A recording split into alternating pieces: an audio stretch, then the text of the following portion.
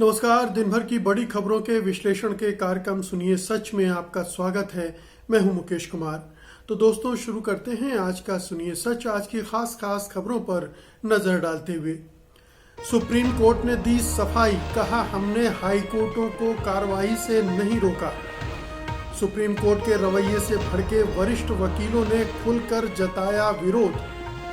केजरीवाल ने मोदी से कहा ऑक्सीजन दीजिए, बैठक लाइव करने पर विवाद। साल भर पहले दी थी ऑक्सीजन संकट की चेतावनी, मगर सरकार सोती रही। रिटायर हुए चीफ जस्टिस बोबडे, विवादों और आरोपों से घिरा रहा पूरा कार्यकाल। खास खबरों पर नजर डालने के बाद अब वक्त है आज की बड़ी खबरों के विस्तार से विश्लेषण का। इसलिए सबसे पहले लेते हैं आज की सबसे अहम खबर। चारों तरफ से हो रही आलोचनाओं के बाद सुप्रीम कोर्ट के सुर आज बदले हुए नजर आए। उसने आज सफाई दी कि वह हाई कोर्टों में चल रहे कोविड-19 से जुड़े मुद्दों को वापस नहीं लेने जा रहा है। उसने कहा कि उसका ऐसा कोई इरादा नहीं था और उसने वरिष्ठ वकीलों द्वारा की गई आलोचना पर नाराजगी व्यक्त की। प्रधान न्यायाधीश एस.ए. बोबडे की अध्यक्षता वाली पीठ ने कहा, हमने हाई कोर्टों को इन मामलों में कार्रवाई करने से नहीं रोका है। सुनवाई के दौरान न्यायमूर्ति एल नागेश्वर राव ने वरिष्ठ अधिवक्ता दुष्यंत दवे का रुख करते हुए कहा कि आदेश जारी होने से पहले ही उस चीज के लिए आलोचना की जा रही थी जो वैसी थी ही नहीं। क्या इस तरह से वरिष्ठ अधिवक्ता बिना आदेश को देखे बोलते हैं? हालांकि कल कोर्ट में हुई बहस से यही संकेत मिले थे कि वह हाई कोर्टों में चल रहे मामलों को अपने पास बुला लेगा। खुद सुप्रीम कोर्ट के चीफ जस्टिस बोबडे साहब ने इस तरह के संकेत दिए थे। सुनवाई के दौरान वरिष्ठ वकील दुष्यंत दवे और सॉलिसिटर जनरल तुषार मेहता के बीच तीखी बहस भी हुई। उधर कोर्ट ने आज वरिष्ठ वकील हरीश साल्वे को कोरोना के मामले में अमाइकस क्यूरी से अपना नाम वापस लेने की अनुमति दे दी है। साल्वे ने कहा कि सीजेआई बोबडे से उनकी स्कूल और कॉलेज की दोस्ती के कारण इसको हितों के स्वार्थों के टकराव के रूप में देखा जा रहा था, इसलिए मैं अपना नाम वापस ले रहा हूं। इसके बाद कोर्ट ने कहा कि हम समझते हैं कि आपको दिए गए बयानों से काफी तकलीफ पहुंची है और हम उसका सम्मान करते हैं। कोर्ट अब मंगलवार को सुनवाई करेगा क्योंकि महाधिवक्ता ने समय मांग लिया था। तो दो तीन चीजें हैं। पहली बात तो यह है कि जैसे ही कल सुप्रीम कोर्ट ने इस तरह के संकेत दिए थे, चीफ जस्टिस एस.ए. बोबडे की अध्यक्षता वाली बेंच ने कि वो कोविड मामलों की सुनवाई करेगा और हो सकता है कि हाई कोर्टों में जो मामले चल रहे हैं, आपको बता दें कि 6 हाई कोर्ट इन मामलों पर सुनवाई कर रहे हैं और लगातार राज्य सरकारों के कामकाज पर और केंद्र सरकार के रवैये पर तीखी टिप्पणियां कर रहे हैं। दिल्ली हाई कोर्ट ने कल ही बड़ी तीखी टिप्पणी की थी कि आप चाहे तो भीख मांगे, चाहे तो कहीं से भी ऑक्सीजन लाएं, लेकिन ऑक्सीजन उपलब्ध कराएं। इसी तरह से बॉम्बे हाई कोर्ट ने भी बड़ी बुरी तरह से केंद्र सरकार की आलोचना की थी और उससे केंद्र सरकार हिली हुई थी। इसलिए लोगों ने ये मतलब निकाला कि शायद सुप्रीम कोर्ट सरकार के बचाव की कोशिश कर रहा है, क्योंकि पहले भी इस तरह की घटनाएं हो चुकी थी और इसके बाद आलोचनाओं का दौर शुरू हुआ और सुप्रीम कोर्ट निश्चित रूप से इन आलोचनाओं का असर पड़ा है और इसीलिए आज उसके सुर बदले हुए थे।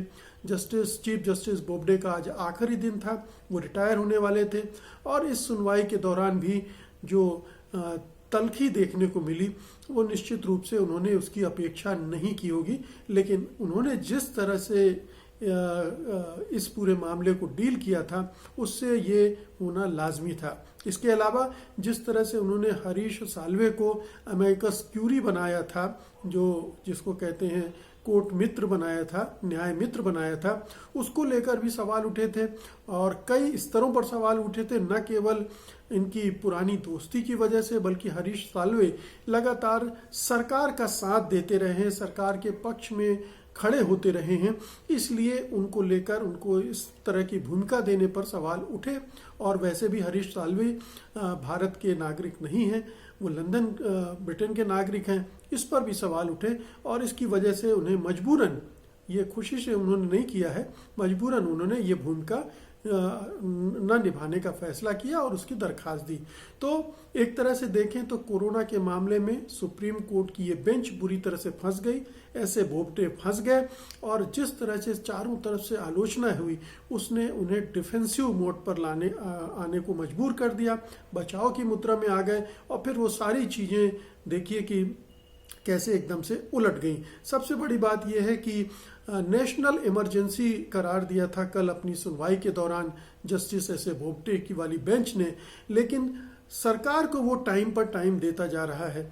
तो ये कैसे होता है कि जो सॉलिसिटर जनरल हैं वो कहते हैं मुझे वक्त चाहिए और अब मंगलवार को सुनवाई होगी। जब देश भर में ऑक्सीजन का इतना घनघोर संकट है, तुरंत सुप्रीम कोर्ट से हस्तक्षेप और राहत की उम्मीद की जा रही हो, तब वो सरकार को वक्त पर वक्त दे रहा है। तो ये इससे भी लोगों के मन में शंका पैदा हुई है। अगली खबर लेते हैं। सुप्रीम कोर्ट द्वारा कोरोना संकट पर स्वतः संज्ञान लेने और इससे संबंधित मामलों को खुद के पास स्थानांतरित करने के संकेत देने पर देश के वरिष्ठ वकीलों ने उसकी तीखी आलोचना की है। वरिष्ठ वकील मुकुल रोहतगी ने, जो कि पहले सॉलिसिटर जनरल भी रह चुके हैं, कहा है कि मैं सुप्रीम कोर्ट के इस कदम से पूरी तरह असहमत हूं। उन्होंने कहा कि उच्च न्यायालय इस मुद्दे से निपटने में सक्षम है और इसके साथ ही रोहतगी ने सुप्रीम कोर्ट द्वारा इलाहाबाद हाई कोर्ट के उस फैसले पर रोक लगाने को भी गलत ठहराया जिसमें इलाहाबाद हाई कोर्ट ने यूपी के 5 शहरों में लॉकडाउन लगाने का आदेश दिया था। इसके अलावा वरिष्ठ वकील दुष्यंत दवे ने कहा कि सुप्रीम कोर्ट का स्वतः संज्ञान हस्तक्षेप और हाईकोर्ट को संवैधानिक कर्तव्यों का निर्वहन करने से रोकने का प्रयास पूर्णतया अनुचित है, इसलिए कि सुप्रीम कोर्ट पिछले कई दिनों से देश में होने वाली घटनाओं को मूक दर्शक के रूप में देखता रहा है।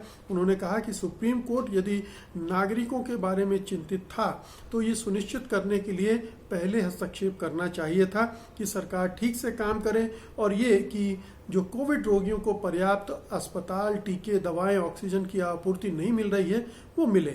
सरकार सो रही है और सुप्रीम कोर्ट भी इस दौर में दुर्भाग्य से सो रहा है। इसलिए जब हाई कोर्ट ने हस्तक्षेप करने का फैसला किया तो उसके बाद सुप्रीम कोर्ट का हस्तक्षेप करना नैतिक रूप से अनुचित है। इसके साथ ही वरिष्ठ वकील ने कहा कि ये एक बहुत गंभीर मुद्दा है कि आखिर सुप्रीम कोर्ट ने इस मामले में हस्तक्षेप किया ही क्यों। उन्होंने कहा कि क्या सुप्रीम कोर्ट ने सरकार को अपनी विफलताओं को छिपाने के लिए, उसकी मदद करने के लिए ऐसा किया है। वहीं सुप्रीम कोर्ट बार एसोसिएशन ने कोरोना से जुड़े दिल्ली हाई कोर्ट में लंबित मामलों के स्वतः संज्ञान लेकर अपने अधीन लेने के सुप्रीम कोर्ट के कदम का विरोध किया। तो आप देखिए कि जो कुछ भी सुप्रीम कोर्ट ने किया इस पूरे मसले पर, उसको लेकर पूरी जो न्यायिक बिरादरी है, लीगल कम्युनिटी है, वो किस तरह से सोच रही है। और भले ही आज कोर्ट में सफाई दी हो जस्टिस एस ए बोबडे और उनकी बेंच ने, लेकिन कल उन्होंने जो कुछ भी कहा उसके मतलब अगर एक वकील गलत सोच ले, 2 गलत सोच ले तो बात अलग है, लेकिन यहाँ तो दर्जनों वकीलों ने इसको इसी रूप में देखा और इसी रूप में उस पर अपनी प्रतिक्रिया दी, तो वो कहीं भी गलत नहीं थी, ये समझ में आ रहा है। क्योंकि जब 6 हाई कोर्ट लगातार सुनवाई कर रहे हो, फैसले सुना रहे हो, निर्देश दे रहा हूं, तो अचानक सुप्रीम कोर्ट नींद से जागा और उसने कहा कि नहीं, इस पर तो मैं सुनवाई करूंगा और ये संकेत दिए कि वो सारे मामले भी मैं अपने पास बुला लूंगा।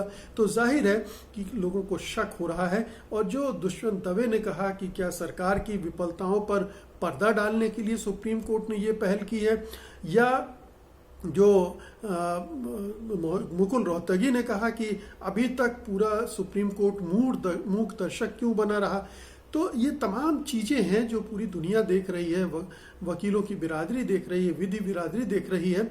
और उसने इसको इस तरह से देखा कि सुप्रीम कोर्ट का ये जो मूव था दरअसल सरकार की मदद के लिए था, क्योंकि विभिन्न कोर्टों में उसकी आलोचना हो रही थी। और चूंकि एक पूरा बैकग्राउंड है एस ए बोबडे का, क्योंकि आपको याद होगा कि इसके पहले भी एस ए बोबडे और उनके सुप्रीम कोर्ट उनकी देखरेख में इस तरह की चीज़ें कर चुका है, जिनसे ये सीधा संकेत दिया है कि सुप्रीम कोर्ट सरकार के साथ मिला हुआ है, सरकार के इसका साथ कदम ताल कर रहा है, उसकी सुविधा के हिसाब से मामलों की सुनवाई कर रहा है और निर्देश भी दे रहा है। आप याद कीजिए कि पिछले साल जब लाखों मजदूर सड़कों पर निकल आए थे, तब भी एक याचिका गई थी कि इनके लिए कुछ निर्देश दे सुप्रीम कोर्ट सरकार को, इनकी देखरेख के लिए, खाने पीने के लिए, इनके बंदोबस्त के लिए।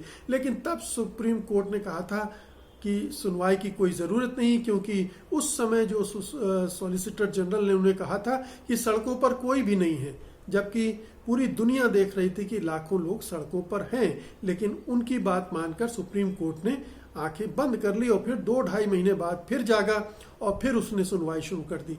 तो ये पूरी सब लोग देख रहे हैं एक के बाद एक। अभी हम आपको जस्टिस एस.ए. बोबडे का जो पूरा कार्यकाल रहा है, चूंकि वो रिटायर हो रहे हैं, उस पर एक रिपोर्ट भी दिखाएंगे अंत में कि उन्होंने क्या क्या किया और क्या क्या नहीं किया।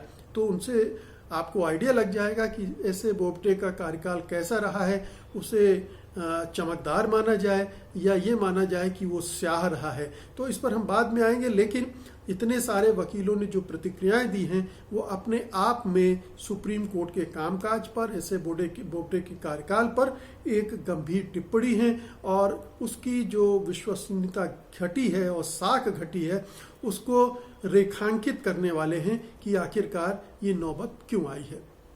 अगली खबर लेते हैं। प्रधानमंत्री मोदी ने शुक्रवार को कोरोना से सबसे ज्यादा प्रभावित राज्यों के मुख्यमंत्रियों के साथ बैठक की, तो उसमें विवाद भी खड़ा हो गया। मुद्दा उठा था ऑक्सीजन की कमी का। केजरीवाल ने मुद्दा उठाया और उन्होंने प्रधानमंत्री से ऑक्सीजन आपूर्ति में कई राज्यों द्वारा बाधा डाले जाने के मामले को लेकर सवाल उठाया।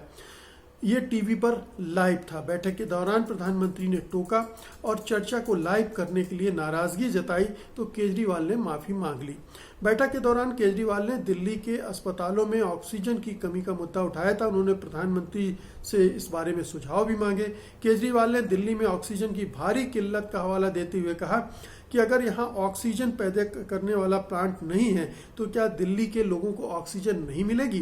कृपया सुझाव दें कि जब दिल्ली के लिए एक ऑक्सीजन टैंकर को दूसरे राज्यों में रोका जाता है तो केंद्र सरकार में मुझे किससे बात करनी चाहिए? हाल में ऑक्सीजन वाले टैंकरों को कथित तौर पर हरियाणा, उत्तर प्रदेश में रोके जाने के संदर्भ में उन्होंने कहा, प्रधानमंत्री सर, कृपया इन राज्यों के मुख्यमंत्रियों को एक फोन कॉल करें जहां अधिकतम ऑक्सीजन ले जाने वाले टैंकरों को रोका जा रहा है ताकि ऑक्सीजन दिल्ली तक पहुंच सके। तो एक तो हिस्सा ये है कि प्रधानमंत्री ने आज मीटिंग की तमाम मुख्यमंत्रियों के साथ और उसका मुख्य मुद्दा यही था कि ऑक्सीजन की कमी को कैसे दूर किया जाए। ये आप देख ही रहे हैं कि अब सरकार जागी है, प्रधानमंत्री जागे हैं, रैलियां उन्हें मजबूरन रोकनी पड़ी हैं क्योंकि संकट इतना गहरा गया है और फिर मुख्यमंत्रियों के साथ बैठक करनी पड़ रही है। ऐसे समय में जब हम सब को खबरें मिल रही हैं कि इस हॉस्पिटल में, उस प्रदेश में, उस शहर में इतने लोगों की ऑक्सीजन न मिलने की वजह से मौत हो गई है, वो संख्या अब हजारों में पहुंच रही है। तो ये चिंता पहले की जानी चाहिए थी, लेकिन प्रधानमंत्री के पास वक्त नहीं था इन सब की चीज़ों के लिए। उन्होंने आप देश इस खुशकिस्मत समझना चाहिए कि उन्होंने वक्त निकाला और आज बातचीत की और बातचीत में ये मुद्दा उठा। तो कई मुद्दे थे। एक तो बड़ा मुद्दा यही है कि जो बीजेपी शासित राज्य हैं वो उन ऑक्सीजन के टैंकरों को रोक रहे हैं जो गैर बीजेपी शासित राज्यों में जा रहे हैं। तो एक तो ये दिक्कत है। दवाइयों की जमाखोरी बीजेपी नेता करते आ रहे हैं, बीजेपी के नेता भी कर रहे हैं और पार्टी ऑफिस में भी इस तरह की खबरें मिली हैं, तो उनके बारे में भी सवाल उठा। दूसरा, जो दूसरी समस्याएं पेश आ रही, चाहे वो वैक्सीन को लेकर, वो भी सवाल उठे। और इसी दौरान केजरीवाल ने चूंकि उनको लाइव कर दिया था इस मीटिंग को, इसलिए आपत्ति हुई।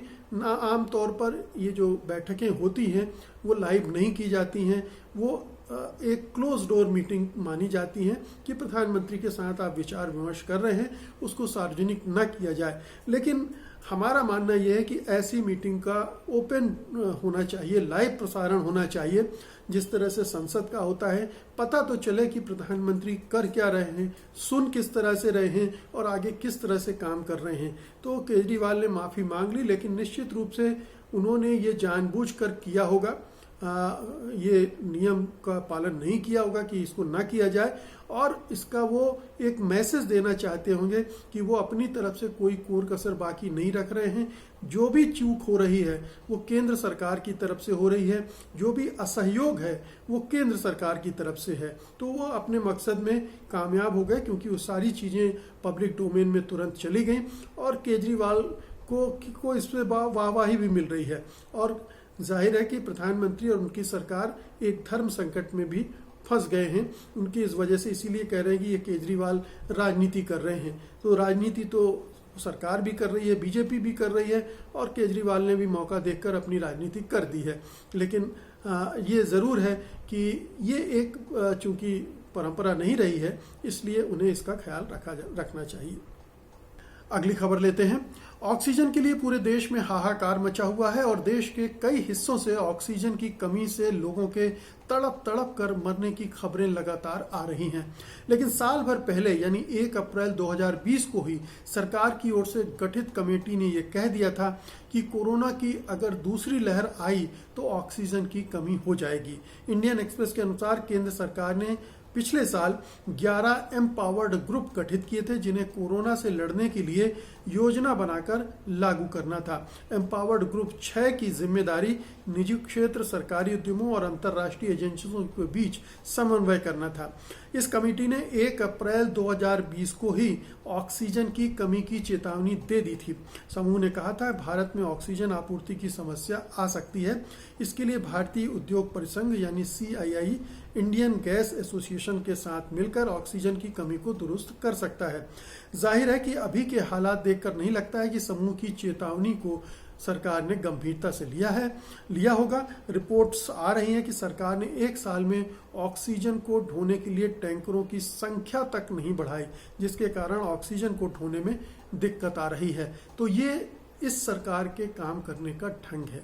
इस कोरोना की महामारी के समय ये सरकार कितनी गंभीर थी, कितनी तत्परता से इसकी तैयारी कर रही थी, इसका ये एक बहुत बड़ा उदाहरण है कि उसने साल भर में ऑक्सीजन के सप्लाई लाइन को या प्रोडक्शन और सप्लाई लाइन को कैसे सुनियोजित करना है, कैसे प्लान करना है, इसके बारे में कोई एक कदम भी नहीं उठाया। ऑक्सीजन को ढोने वाले टैंकरों की संख्या भी नहीं बढ़ाई। तो आप समझ सकते हैं कि ये जो संकट पैदा हुआ है ये अचानक पैदा नहीं हुआ है, बल्कि पैदा किया गया है। ये मोदी मेड डिजास्टर है। ये त्रासदी प्रधानमंत्री मोदी की बनाई हुई है, ना कि अपने आप खड़ी हुई है। क्योंकि अगर आप समय रहते तैयारी नहीं करेंगे, आप समय रहते छत नहीं बनाएंगे, तो जाहिर है कि ओलावृष्टि होगी तो आपके सिर फूटेंगे। वही हुआ है। और सरकार ने कोई काम नहीं किया है, क्योंकि उन्हें राजनीति और चुनाव से फुर्सत नहीं मिली।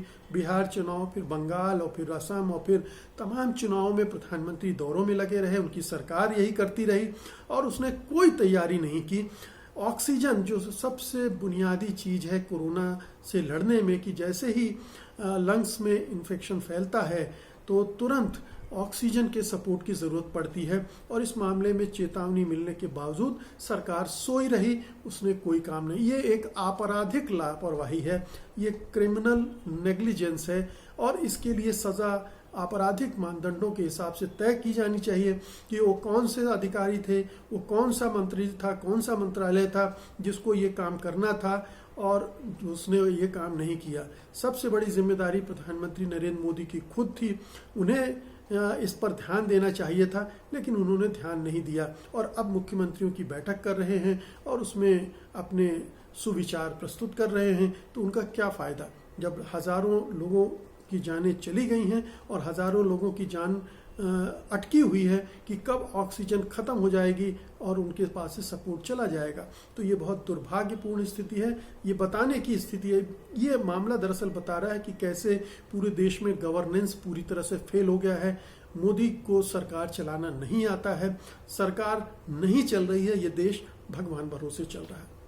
और अब आज की अंतिम खबर लेते हैं। Chief justice of India SA Bobde आज से रिटायर हो गए हैं, लेकिन उनका कार्यकाल विवादों से भरा रहा है। ऐसे बहुत सारे मामले आए जिनकी वजह से उन पर सरकार परस्ती के आरोप लगते रहे हैं। 2019 में सीजेआई पद की शपथ लेने के तुरंत बाद ही उनके सामने धारा 370 को हटाए जाने को चुनौती देने वाली करीब 100 याचिकाएं आई थी, मगर उन पर उन्होंने सुनवाई करना जरूरी नहीं समझा। वो अभी भी ठंडे बस्ते में रखी हुई हैं। कुछ दिनों के बाद उनके सामने सीएए को लेकर भी याचिकाओं की बाढ़ आई। सीएए को लेकर पूरे देश में उबाल था, जगह जगह प्रदर्शन हो रहे थे, लेकिन उन्होंने कुछ नहीं किया। जामिया मिलिया यूनिवर्सिटी में छात्रों को बेरहमी से पीटा गया। जेएनयू में अंदर घुसकर गुंडों ने छात्रों और अध्यापकों को पीटा था। इस दौरान कहा गया कि पुलिस बाहर ही खड़ी रही और उसने कुछ नहीं किया। इसमें भी सुप्रीम कोर्ट की कोई भूमिका नहीं रही। जस्टिस एस.ए. बोबडे ने इससे आंखें बंद करके रखी हुई थी। इसके बाद दिल्ली में दंगे हुए, जिसमें पुलिस ने चुन चुन कर छात्रों और सामाजिक कार्यकर्ताओं का पीछा करके उनको जेल में डाला। इस पर भी सुप्रीम कोर्ट को सुओ मोटो एक्शन लेने की जरूरत समझ में नहीं आई, संज्ञान लेने की आवश्यकता उन्हें महसूस नहीं हुई। फिर इलेक्टोरल बॉन्ड की वैधता, रोहिंग्या शरणार्थियों की सुरक्षा और कोरोना के समय सबसे बड़े मजदूरों के पलायन जैसे मुद्दे भी सामने आए, लेकिन ऐसे बोबडे खामोश बने रहे। उन्होंने कोई कदम नहीं उठाया। इन मुद्दों में से अधिकतर पर तो सुनवाई ही नहीं हुई और वो वैसे की वैसे ही रह गए। इसके अलावा और भी बहुत सारे मुद्दे हैं। आरटीआई का मुद्दा है, सेडिशन का मुद्दा है, यूएपीए का मुद्दा है और राज्य सरकारों द्वारा मानवाधिकारों के हनन का मुद्दा है। आप भीमा कोरेगांव के मामले को ले लीजिए, उसमें सुप्रीम कोर्ट ने कैसे आंखों में पट्टी बांध के रखी हुई है। ये तमाम मसले हैं जो कि बताते हैं कि एस.ए. बोबडे ने इस पूरे दौरान किस तरह की भूमिका का निर्वाह किया। इस पर लगातार सवाल उठे कि वो सरकार की सुविधा के हिसाब से मामले उठाते हैं और निर्देश देते हैं। अब आप देखिए कि अर्णब गोस्वामी को कैसे तुरंत उनके मामले की सुनवाई हो गई, निर्देश भी दे दिए गए और इस तरह से कई मामलों में हुआ। जबकि दूसरे ऐसे मामले आए तो उनको टाल दिया गया, उनको समय नहीं दिया गया। अब आप देखिए कि सिद्दीक अप्पन अभी तक जेल में हैं और उनको रिहा नहीं किया गया है, लेकिन इस मामले में एस.ए. बोबडे खामोश रहे। उन्हें अर्णब गोस्वामी की चिंता रही, अमीश देवगन की चिंता रही, दूसरे पत्रकारों की चिंता उन्होंने नहीं की। ना ही भीमा कोरेगांव में के तहत के फर्जी मामले में जो 16 लोगों को 2 साल से 2.5 साल से जेल में रखा गया है, उनको छुड़वाने के, उनकी सुनवाई करने के मामले में कभी उन्होंने कोई तत्परता दिखाई। तो जो मोटे तौर पर ये मान के एक धारणा बन गई कि वो संघ परिवार के आदमी हैं, सरकार के साथ हैं, बीजेपी के साथ हैं और उसी के हिसाब से कोर्ट को चला रहे हैं, वो अंत तक बनी रही और कोरोना मामले में उनकी सुनवाई ने भी इसी तरह के संकेत दिए हैं। तो बहुत चमकदार नहीं रहा है एस.ए. बोबडे का कार्यकाल और ये इतिहास में दर्ज हो गया है कि उन्होंने किस तरह से सुप्रीम कोर्ट को चलाया। उससे सुप्रीम कोर्ट की गरिमा या साख कितनी गिरी या बढ़ी। तो दोस्तों, ये थी आज की खास खबरें। उम्मीद है कि आपने इन्हें पसंद किया होगा और आप इस वीडियो को लाइक भी करेंगे और बड़े पैमाने पर शेयर भी करेंगे। आप मुझे अनुमति दीजिए। नमस्कार, जय हिंद। सत्य हिंदी का ऐप डाउनलोड करें गूगल प्ले स्टोर पर।